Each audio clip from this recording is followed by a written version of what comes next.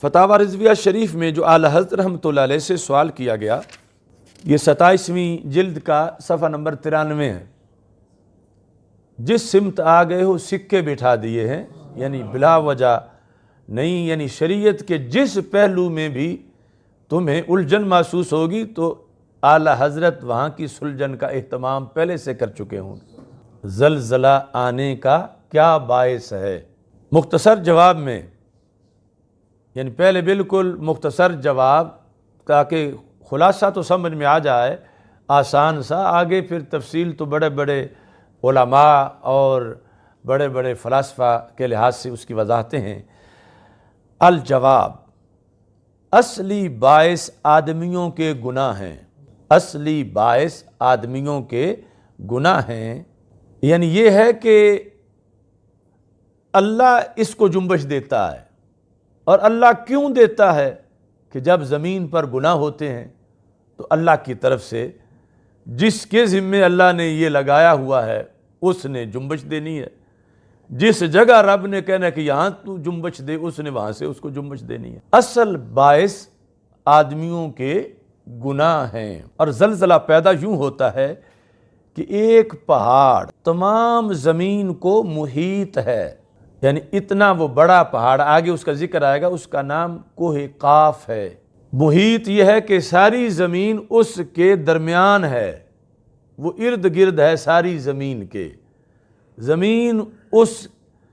کے درمیان، یعنی جس طرح آغوش میں چیز ہوتی ہے وہ اتنا بڑا پہاڑ ہے کہ پوری زمین اس کی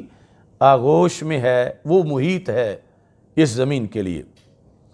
اور اس کے ریشے، یعنی جس طرح یہ باقاعدہ اب جدید سائنس نے بھی آ کر اس نظریے کو مانا کہ یہ پہاڑ جو ہوتے ہیں یہ زمین پر کیسے لگائے گئے ہیں، تو اعلیٰ حضرت رحمۃ اللہ علیہ نے یہ نظریہ بیان کیا تھا کہ جس طرح زمین پہ درخت لگتا ہے تو اس میں یہ نہیں کہ زمین کے اوپر تھوڑا سا ہے ایک بالشت اور اس کو اس طرح لگایا گیا، بلکہ اس کی نیچے جڑیں، وہ جتنا بڑا درخت ہے اتنی زیادہ پھیلی ہوئی ہوتی ہیں، اور ہو سکتا ہے کہ 50 میٹر تک جڑیں گئی ہوئی ہوں۔ وہ اتنا بڑا درخت آندھیوں سے نہیں گرتا کہ نیچے اس کی جڑوں کا پورا ایک نیٹ ورک ہے دور دور تک، اور وہ جڑیں نیچے سے جا کر کئی چیزوں کے ساتھ چمٹی ہوئی ہیں، اور اندر سے یعنی اس کو بہت زیادہ سپورٹ دی گئی ہے۔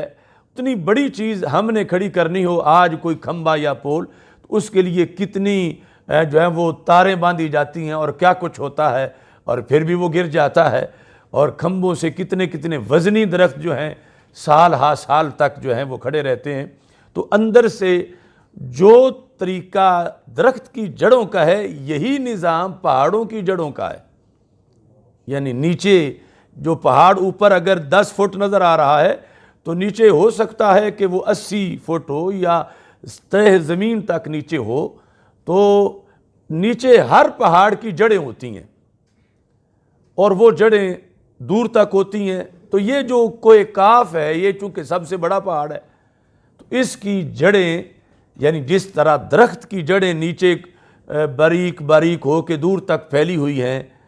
اس طرح کوہ قاف کی جڑیں ساری زمین کے اندر پھیلی ہوئی ہیں، کیونکہ وہ ساری زمین کا محیط ہے۔ اعلیٰ حضرت رحمۃ اللہ علیہ لکھتے ہیں